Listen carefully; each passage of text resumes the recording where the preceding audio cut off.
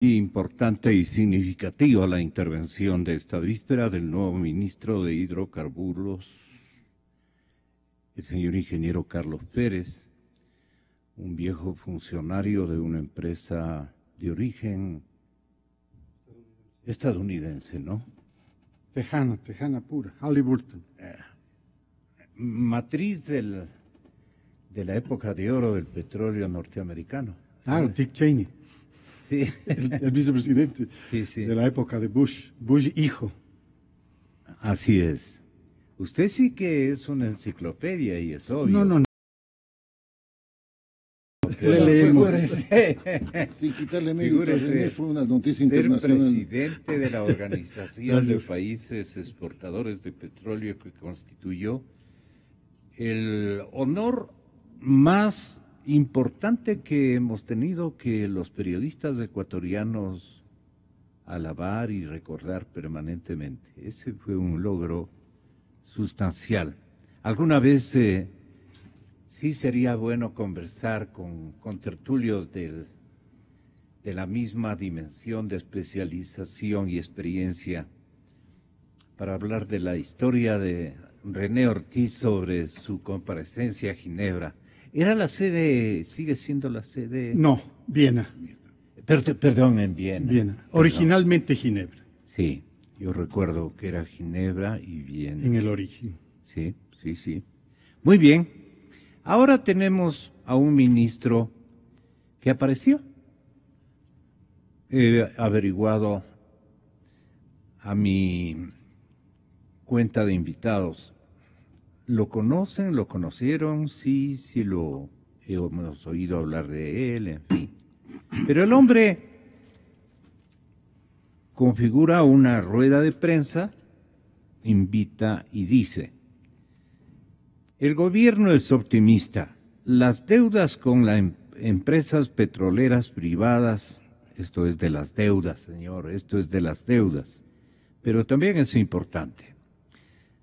Las petroleras privadas, a las que les debemos 2.000 millones de dólares, están comenzando a resolverse. Ya es una buena entrada a lo que más requería el país petrolero, ¿no? Para organizar y normalizar el ambiente, digamos, especialmente de confianza. A la fecha, explicaba el ministro de Hidrocarburos, Carlos Pérez, hay unos 1.300 millones de dólares por cubrir, o sea que ha pagado como 700. ¿Cómo está pagando? El mayor porcentaje de esa cuenta corresponde a la petrolera de origen francés Schlumberger. Con la empresa de gobierno está negociando el mecanismo de pago de unos 600 millones de dólares. No sé cómo lo vayan a hacer, con canje petrolero, no sé. Pero el diario El Expreso ha conocido que las conversaciones se desarrollan incluso en Estados Unidos. El hombre naturalmente conoce el ambiente norteamericano y petrolero más que todo. Entonces, qué bueno que estemos con un ciudadano al que no tengo el gusto de conocerle, el señor ministro, pero que se viene y se pone pantalones largos para un momento en que estábamos complicados con nuestra industria. Y porque los mercados, ¿cómo están? Señoras y señores, nos honran con su presencia en esta mañana. Quédese, por favor. Vamos a hablar de temas que aluden al futuro económico de nuestro país. No hay otra manera de hablar de economía ecuatoriana en perspectiva si no hablamos del petróleo. No hay manera. Lo otro es para cómodas cuotas que atiendan, digamos, la necesidad de dólares, que también hay que buscarlas. Hay que buscar las divisas, quiero decir, pero el petróleo es el petróleo en la economía ecuatoriana. Está aquí el exministro Jorge Pareja, el exministro René Ortiz, y vamos a molestarle a Alberto Acosta Burneo en la ciudad de Guayaquil.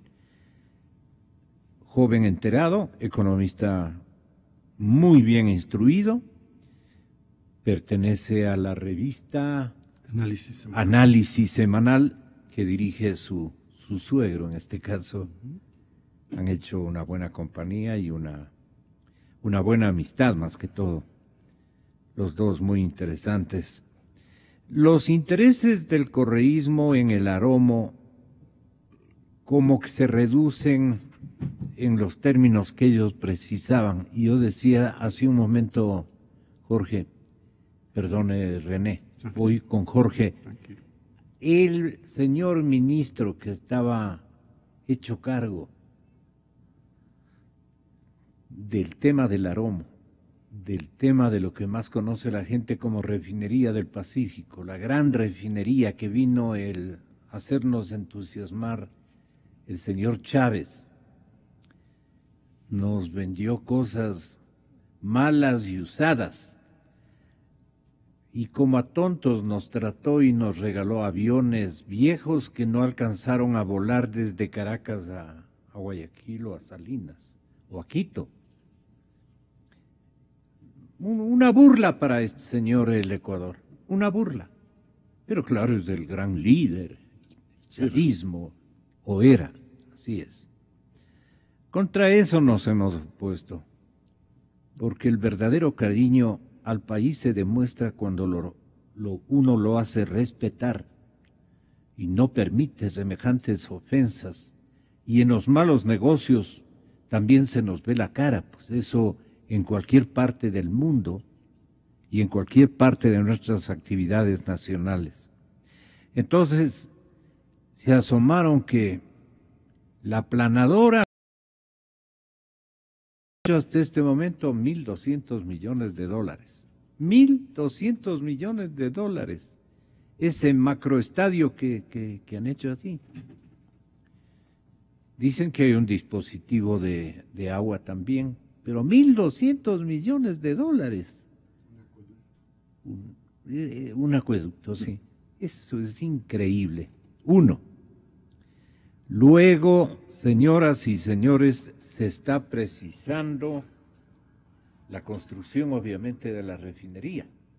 Y hablaban de una refinería gigantesca que atienda toda la producción venezolana, colombiana. Hablaban de un oleoducto gigantesco. Sueños.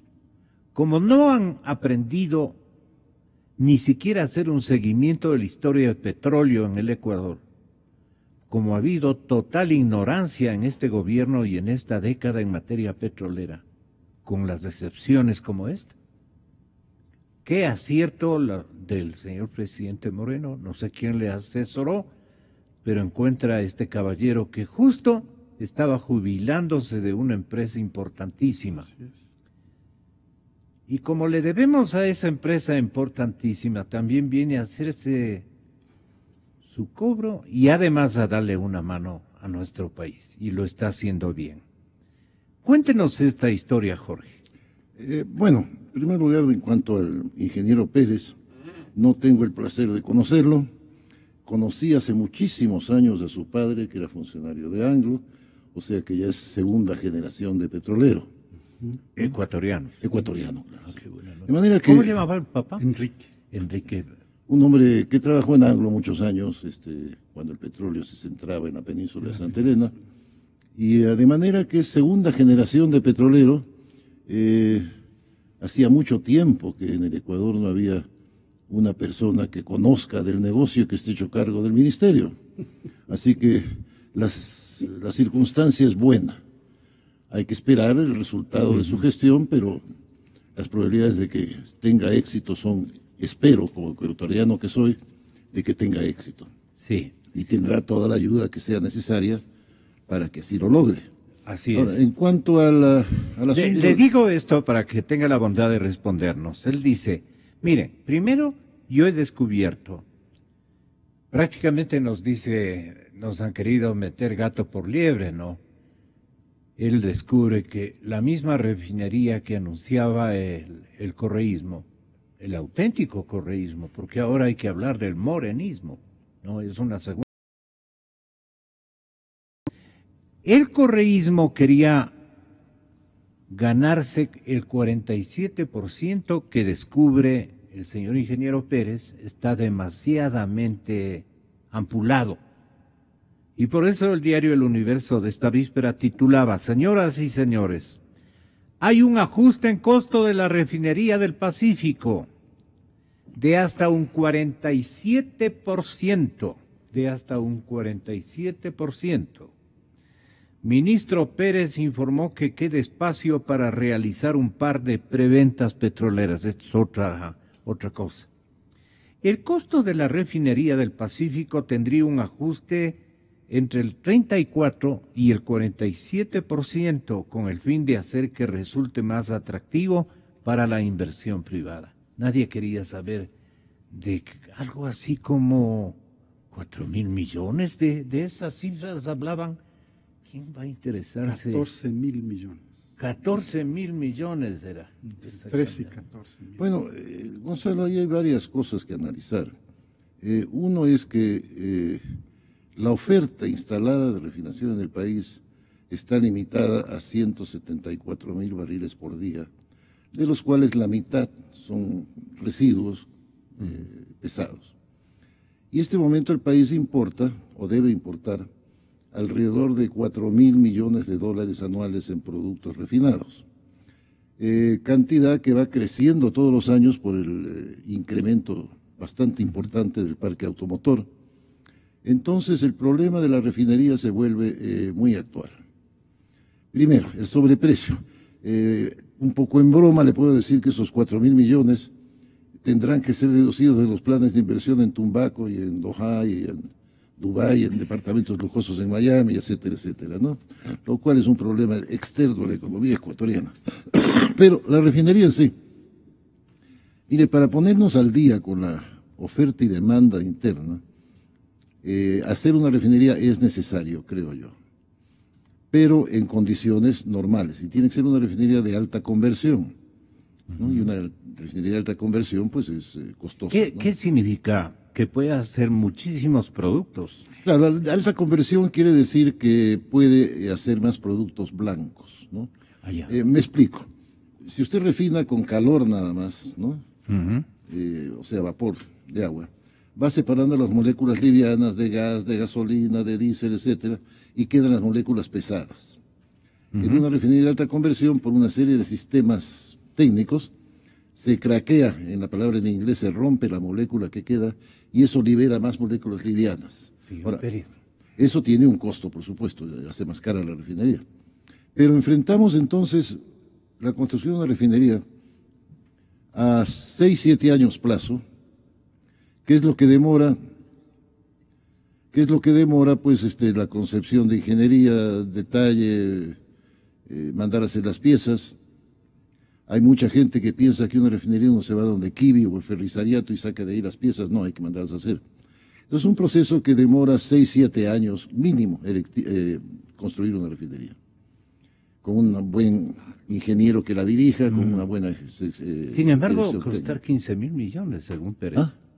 Sin embargo, de todo, va a costar 15.000 millones. ¿Cuánto mencionaban los correístas del área hidrocarburífera que se estaban frotando las manos para construir ellos? Bueno, según recuerdo, y estaremos de acuerdo que durante la época del huracán correísta, todos los datos petroleros eran, y demás datos económicos, guardados bajo carpeta y debajo del escritorio. Entonces es muy difícil saber qué datos había. No había elementos para estudiar.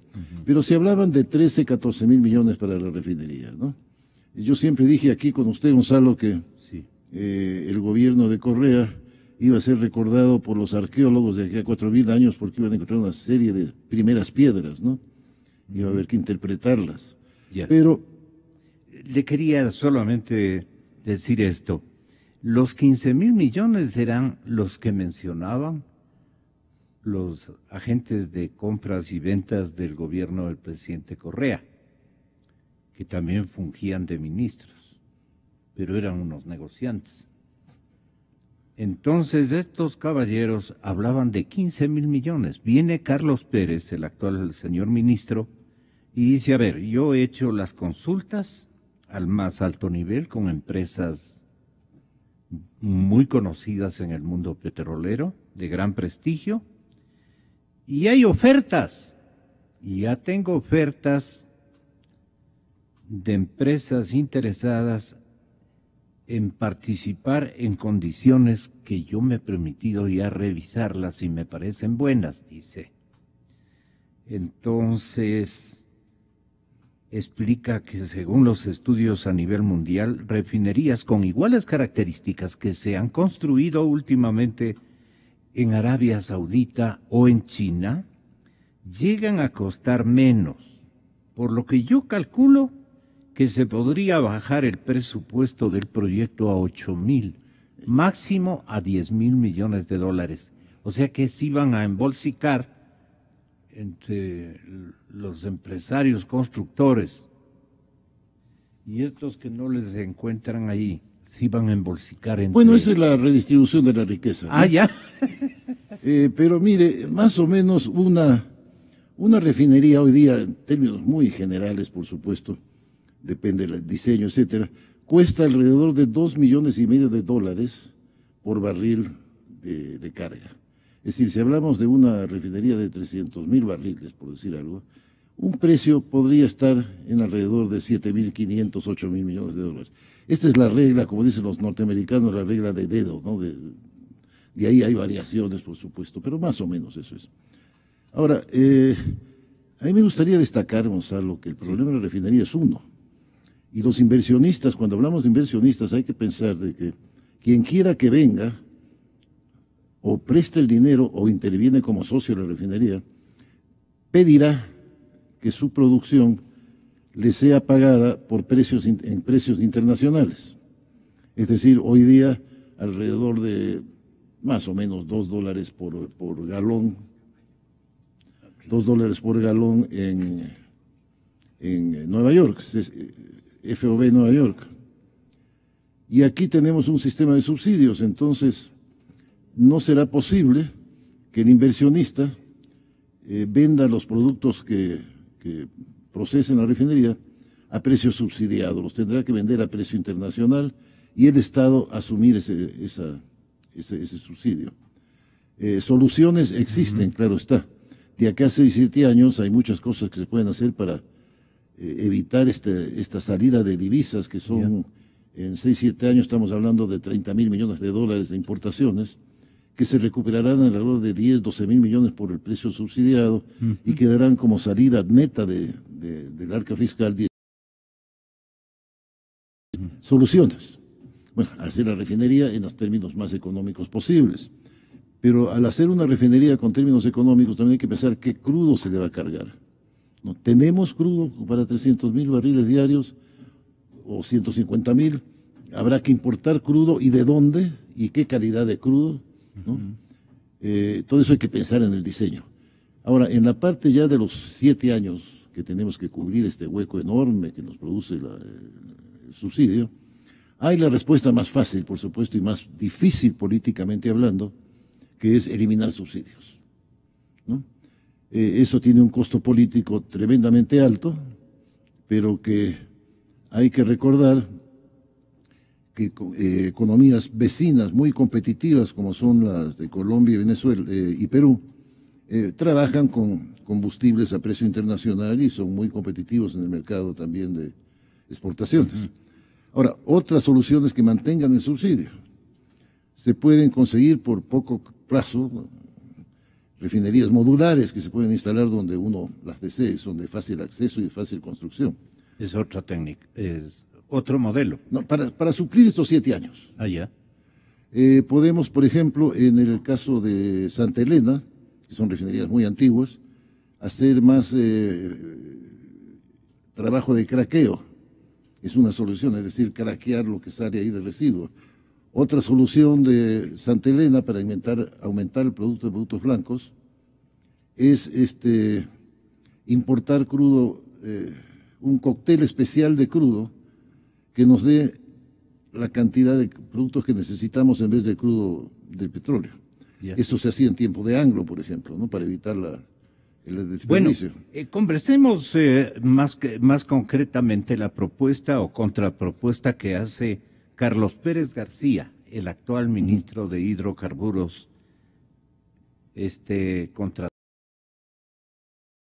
invitado para que colabore con su país por el señor presidente Moreno, se llena de novedades cuantitativas y cualitativas muy interesantes, pues es un hombre de experiencia. No es un mini petrolero, un comentarista petrolero. Por ejemplo, yo tengo el honor en este momento de contar con profesionales en materia petrolera, pues, que es de René Ortiz, comprobadamente, internacionalmente comprobado, y el exministro Jorge Pareja Cucalón. Entonces, estamos hablando de cosas muy serias. ¿Qué sugeriría usted para ir al grano? Si es que dice, a ver, yo puedo conseguir un 47% menos de los 15,000, quiere decir que estamos hablando de una refinería de último modelo, si cabe el término, no sé con qué capacidad. Tampoco se necesita una gran capacidad de refinación, dado el momento que vive el mercado petrolero mundialmente hablando, no sé. ¿Vale la pena? Sería la primera pregunta. ¿Vale la pena gastarnos en otra refinería? Y entregarle sin entregarle, más bien dicho, al jefe de proyectos estratégicos, encargarle esto nuevamente, ni tampoco al señor ese Capaya, pues. Porque no, se han de robar toditos. Porque él mismo confiesa cómo han sabido robarse. El mismo señor Capaya. Tenga la bondad, René Ortiz en Cadena Democracia. Muchísimas gracias por su invitación, mi estimado Gonzalo. Permítame saludar a su distinguida audiencia y hizo Jorge para sintetizarlo. ¿Quién es Carlos Pérez? Es un hombre de costos. Esa es la forma de describir correctamente a él. Él sabe de costos. Entonces, por eso el titular del Universo es correcto. Ajuste en el costo. Ahí está. Y usted señalaba, leyendo el reportaje, la crónica, señalaba que se ha reunido ya con varias compañías, entre ellas de Schlumberger, y justamente están ajustando los costos. Así es. Es decir, si están ajustando los costos es porque él sabe de costos. Entonces se siente el uno y el otro. Entonces dice, hey, recuerde que yo estuve en ese lado, en el lado de los costos. Entonces, aquí hay una persona, en mi opinión, que está haciendo esto, ajustando costos. Entonces, en ese contexto, yo diría, si usted me lo permite, hay que empezar reconociendo que hay un problema. En Ecuador hay un problema mayúsculo, que es dinero. No hay dinero. Ese es el problema. Entonces, si reconocemos que ese es el problema y que la empresa estatal Petroecuador, que maneja refinerías, que maneja proyectos de refinería como este, que manejaba proyectos de ampliación de refinerías de las que teníamos en funcionamiento, esta compañía estatal depende exclusivamente del gobierno nacional, depende exclusivamente de lo que el gobierno le entregue como recursos para poder manejarse. Es una dependencia terrible. Entonces, reducir la carga fiscal se convierte en un objetivo primario. ¿Cómo reducimos la carga fiscal? Claro. Entonces, en el caso que señalaba correctamente Jorge, dice, bueno, estamos importando alrededor de 4,000 millones de dólares por año. ¿Y para qué importamos esos 4,000 millones de dólares? Importamos para consumir derivados, porque eso es lo que se usa en el transporte, se usa en los generadores, etcétera, etcétera. Entonces, ¿cómo podemos reducir? Pues bueno, hay muchas fórmulas. Y yo creo que el gobierno nacional tiene una variabilidad de métodos que puede utilizar. Por ejemplo, las compañías, y esto ya lo conversamos con usted en alguno de sus programas, y gracias por haberme invitado nuevamente, porque yo pienso que las compañías privadas que comercializan los derivados, Móvil, Primax, Puma, vamos, llega el momento en que se les puede encargar a todas las compañías privadas, traigan sus combustibles. Los estándares ya están fijados. O sea, ahí no hay nada que hacer, están hechos. Ellos traigan sus combustibles. Entonces van a reclamar con justicia de que no tienen infraestructura. No se preocupen. La infraestructura la tiene Petroecuador y la puede arrendar a ustedes. Y ahí se convierte Petroecuador en un generador de ingresos por los arriendos que cobra por cada galón que pasa por un poliducto, por cada galón que se almacena. ¿Y por qué le gusta a usted esta modalidad? Porque esta modalidad le va a bajar así el costo, la carga fiscal al gobierno. Porque hoy día Petroecuador, en el caso, es una carga fiscal gigantesca. Entonces, ¿cómo le bajamos? Por la burocracia, no, porque no tiene tecnología adecuada. Tiene que importar, pues.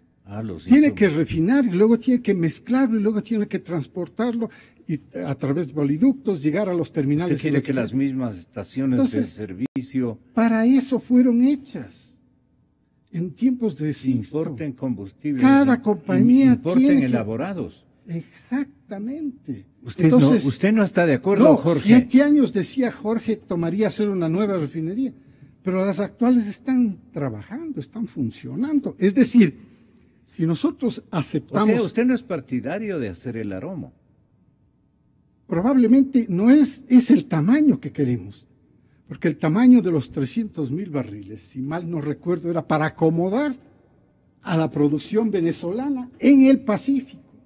Entonces, originalmente Chávez soñaba en un gran oleoducto que venga desde Venezuela. Eso decía Carlos Pérez, tenga la bondad de hacernos... ¿Perdón? Chávez. En el futuro, Venezuela va a incrementar su producción de petróleo. Uno de los pocos países del mundo que hoy tiene posibilidades de incrementar la producción en el corto plazo es Venezuela, y hemos estado trabajando muy duro para ello. Pues en vez de enviar ese petróleo crudo hacia los Estados Unidos, nosotros preferimos 1.000.000 de veces mandarlo crudo a la refinería de aquí de Manta, de aquí de Manabí, de aquí del Pacífico, la refinería ecuatoriana, la de Nicaragua. Ahora, si allá está el Pacífico, a mi espalda está el Atlántico, más o menos ¿a cuánto estará? Del otro extremo de este inmenso eje, que va desde Manta hasta Pernambuco, pues en esa punta de allá estamos construyendo otra refinería entre Petrobras y Petróleos de Venezuela. Vean. Ahora yo le pregunto a usted, esto era un mensaje, ¿qué le puedo decir? Beneficioso para nuestros intereses, los intereses de los centroamericanos, de los propios brasileños, o era una mentirota globalizada del señor presidente Chávez. Nunca cumplió Chávez con nada. Así es. O sea, no cumplió con Brasil en Pernambuco. También se había ofrecido hacer una refinería. ¿Qué quería entonces? ¿Era un mentiroso o qué? Era un pura soñador, boca. Un soñador. Él no vivía la realidad del mundo como es, con inversionistas, con tecnologías cambiantes, etc. Parecido él a vivía algunitos otro de por acá. mundo. Era Entonces, Chávez parecido a algunitos de por acá. Claro, o sea, los soñadores nunca faltan. Claro. A ellos hay que pedirles que aterricen. Claro. Porque cuando aterrizan se dan cuenta de la realidad. Aterrizar a los tiempos tenemos un hombre de costos, dice usted. Ya le puse yo esa calificación, ¿no? En el sentido de que lo que hay que hacer es reconocer que hay un problema. Yeah. Y el problema es dinero. Y para resolver el problema del dinero hay varias fórmulas. Tanto en la parte del downstream, como se llama, Yeah. que es lo que maneja Petroecuador, refinerías, comercialización, oleoductos, poliductos, como también en el upstream, que es todo lo que es descubrimiento de nuevos campos. Jorge, si el presidente de la República les consultaría a los dos, ¿qué debo hacer? Tengo estas opciones, pero ¿qué debo hacer? ¿Qué le aconsejaría usted al presidente Moreno? Bueno, siendo lo más sensato posible, yo diría que lo primero que hay que hacer es tomar un lápiz, un papel y calcular. Porque estos temas no se pueden resolver con simplemente decir yo opino tal cosa. El tema de la refinación es grave para el país por lo que significa salida de divisas en una cuantía enorme. Y eso se liga directamente con el subsidio. Es decir, la solución de entregar la distribución a las compañías privadas puede facilitar el tema petrocomercial, pero no soluciona el tema de subsidio. Es decir, el subsidio sigue exactamente igual, que son 4 a 5 mil millones de dólares al año. Eso es lo que hay que atacar. Porque ¿Y cómo no importa, atacar?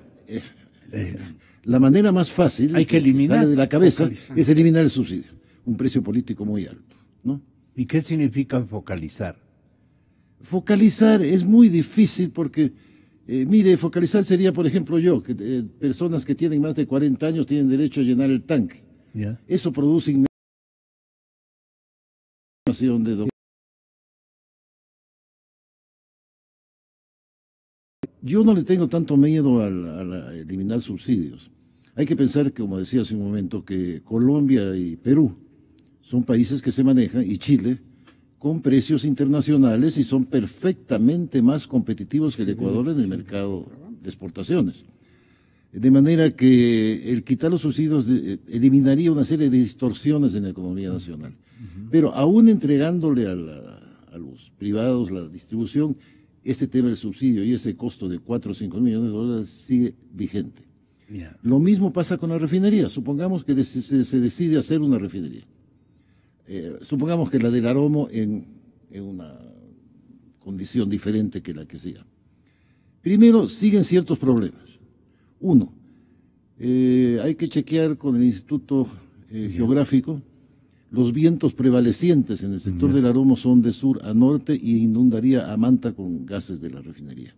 Primero. Dos, esa refinería tendría que ser rediseñada para qué crudo. Primero hay que definir qué crudo va a pasar por ahí. Si es importado, pues habrá que ver cuál, de dónde. Y si es nacional, habrá que cortar las exportaciones. Es decir, hay que hacer mucho trabajo de estudio. Yo recomendaría de que hay que sentarse con un lápiz, un papel y una calculadora, no es ningún cálculo tipo Isaac Newton que hay que hacer, Ya. y ver qué es lo que conviene, no lo que conviene a los intereses personales, que es lo que ha prevalecido en los últimos 10 años, Ya. qué es lo que le conviene al país. Ahora, enhorabuena. Pero creo- no es de Isaac Newton este momento el señor Pérez como para el tema ecuatoriano.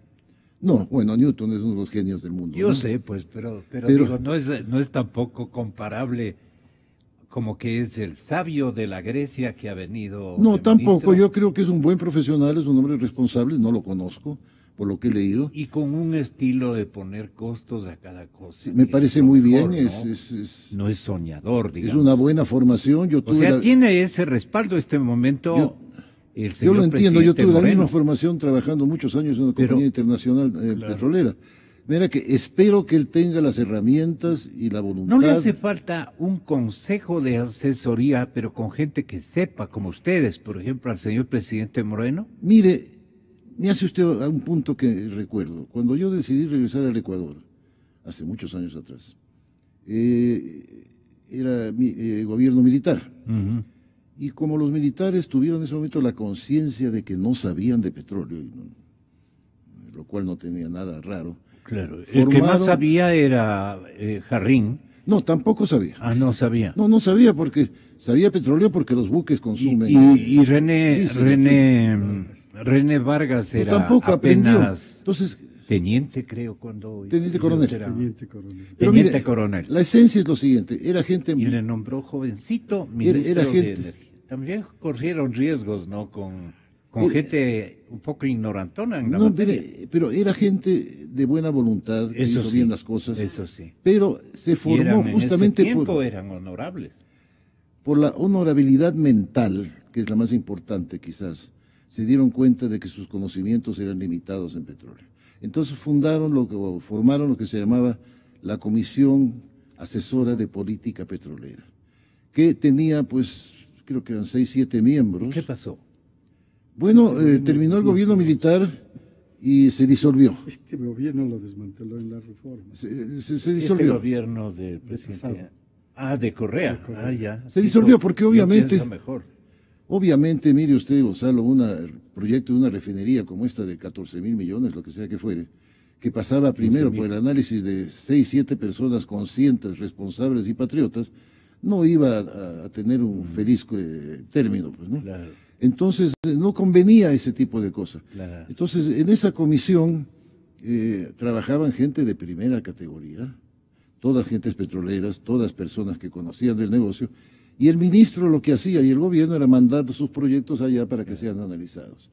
La comisión se fundó en aquel Pero a entonces. Correa también le interesaban los negocios. Pero claro, que beneficien seguramente a su grupo, no al país. Había dos pasó lo que asesores pasó, pues, ¿no? que ayudaron a formar la comisión al principio, que era Fernando Salas, chileno, que había sido ministro de Recursos en Chile, y el Pulpo, le decían Simián, arquero de la selección chilena, también profesor de la Universidad de Chile. Ya. Y se formó y la comisión trabajaba muy bien. Esa es una posible solución en cuanto al análisis de las cosas. Veamos qué nos dice el ingeniero René Ortiz para finalizar este programa. En definitiva, ingeniero, ¿qué le recomienda usted, si no al presidente, al país? En realidad no quisiera tomar esa posición de asesor, cosa ya. por el estilo. Pero usted, se merece esa posición por su experiencia y formación. Muchas gracias por sus palabras, licenciado Rosero. Siempre yo le he tenido esa consideración de que usted es uno de los puede dar una cuadros opinión, más importantes en materia petrolera. y una opinión basada en la visión de la realidad nacional e internacional. Por ejemplo, ¿Ya? hoy día ya no se construyen refinerías. Es decir, estamos en una industria de salida. Y usted se preocupa y dice, ¿por qué dice esto? Porque el Acuerdo de París, aun cuando Estados Unidos le haya puesto su freno como política del presidente Trump al Acuerdo de París, el Acuerdo de París señala claramente que el petróleo históricamente va a terminar su era. Y aquí permítame hacer una acotación del jeque Yamani, famoso ministro de Saudi Arabia, que dijo en algún momento, cuando fui invitado al Ecuador por mi persona, cuando yo manejaba el tema de Ecuador Oil and Power. Cuando él era, ya vivía en Londres como consultor y al rey le había sacado del... Sí. Él tuvo esta expresión: la era del petróleo, la era de la piedra, no se terminó porque se terminaron las piedras. La era del petróleo no se va a terminar porque se termina el petróleo, simplemente va a ser sustituido. Y permítame hacer una acotación. Estados Unidos, que es el mayor consumidor de petróleo del mundo, desde el año 2005, ¿verdad? Lejos está atrás. Estados Unidos consume, yo lo dije aquí en su programa en una ocasión, consume Estados Unidos cada día menos petróleo. Pero vea usted lo que estoy diciendo. Desde el año 2005, Estados Unidos consume cada día menos petróleo. Y porque ha sabido sustituir con qué. Exactamente. Solo le pongo el ejemplo. Texas, que es un ejemplo de petrolero. Claro. En Texas, el gobernador Rick Perry, que es ahora el ministro de Energía de la administración actual de Trump, él promovió a las energías alternativas en Texas al punto que hoy en día 1/3 de toda la generación eléctrica, 1/3 de toda la generación eléctrica de Texas es eólica y solar. Ahí están las pruebas al campo. ¿No? Entonces quiere decir Bastante. que el mundo se mueve en esta dirección y estamos entrando en una electrificación masiva. Entonces, una sugerencia, digo, si no salen los números para la refinería del Aromo, la refinería del Pacífico, si no hay la respuesta internacional y no privada va a haber futuro para poder, de lo que es por el lado del financiamiento, por el lado del financiamiento que debe realizarse ese proyecto. Tiene que hacerse inversión pura, extranjera, con todas las condicionantes. ¿Con riesgos de ellos? Con riesgos de ellos. Si no coinciden todas estas características que hagan posible esa nueva refinería, entonces aquí mismo en su programa dije, eso que han aplanado sería perfecto para un parque solar fotovoltaico. ¿Qué quiero decir con esto? Que ahí va a generarse el sol, una generación eléctrica, entramos dentro de esta movida mundial y desde de la masificación. Y desde la energía eléctrica que ha crecido. Cambiamos el parque automotor, se volverá poco a poco eléctrico, no es que esto se hace de la noche a la mañana. Ajá. Podría hacerse inclusive dentro de los 7 años, Claro. 8 años que calcula Jorge podría tomar un proyecto de esta naturaleza. Es decir, ideas no van a faltar para hacer cosas que están en la onda del mundo. Y la onda del mundo dice, al margen de lo que el señor Trump haya tomado como decisión gubernamental de ponerle un pare al tema de París, del Acuerdo de París, el resto de los Estados Unidos está embarcado en el tema fotovoltaico, solar fotovoltaico. No. Es impresionante.